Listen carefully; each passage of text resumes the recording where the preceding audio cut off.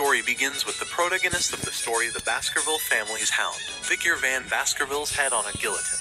He was a loyal hound for the family, but he had been sentenced to the guillotine for false charges of associating with the Demon Clan.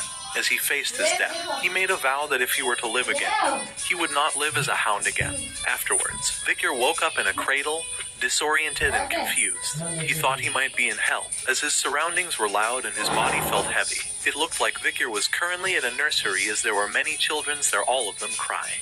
Meanwhile, the Baskerville family patriarch, Hugo Le Baskerville, was inspecting the children's cradle. He roamed around the room and noticed children crying, and he dismissed them as insignificant, and even referred to them as trash. However, when he approached Victor, he noticed that the child was quieter than the others. Hugo ordered for Victor to be moved to the cradle of swords, and his attendant obeyed without question.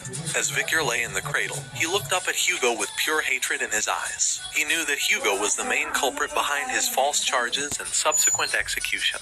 Victor realized that he had been regressed to when he was a baby, and that he had lived his past life as a hound for the Baskerville family. Victor had been born into an illegitimate family and had received training in a poor environment. He had been raised to be a loyal hound, willing to do any dirty work that was required of him in order to make the Baskerville family the best of the 7 families. Victor had stayed loyal to the family and to Hugo because he had wanted to be acknowledged. But his loyalty had ultimately been repaid with a death sentence. The reason behind his execution was simple.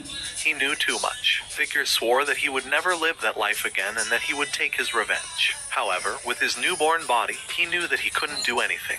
Being moved to the cradle of swords was a good opportunity for Victor to become stronger. Children born into the Baskerville family had to go through one trial called the Cradle of Swords. They were thrown into a maze of swords, and after going through that, they had to get to the Styx River to be examined for their talent. The Styx River was a legendary river that turned the bodies of children into iron. However, there was a limit to how many children it could affect, so being able to reach it faster was crucial. The only way to reach the Styx River first was to head straight out of the helix-shaped wall of blades, which was no easy feat. As Victor crawled through the Cradle of Swords maze, he couldn't help but think about his past life. He had been ousted by his siblings and couldn't receive the effect he so desperately needed. But this time, things would be different. He was determined to monopolize the Styx River's blessing for as long as he could. As he made his way through the maze, he suddenly fell into the Styx River. The water seeped deep into his body and bones through his cuts, causing him intense pain. But he knew that he had to endure it for as long as he could. He couldn't let this opportunity slip away from him. Outside the maze, Victor's attendants were shouting for him to come out. They were worried that he would die if he stayed underwater any longer. But Victor was determined to hold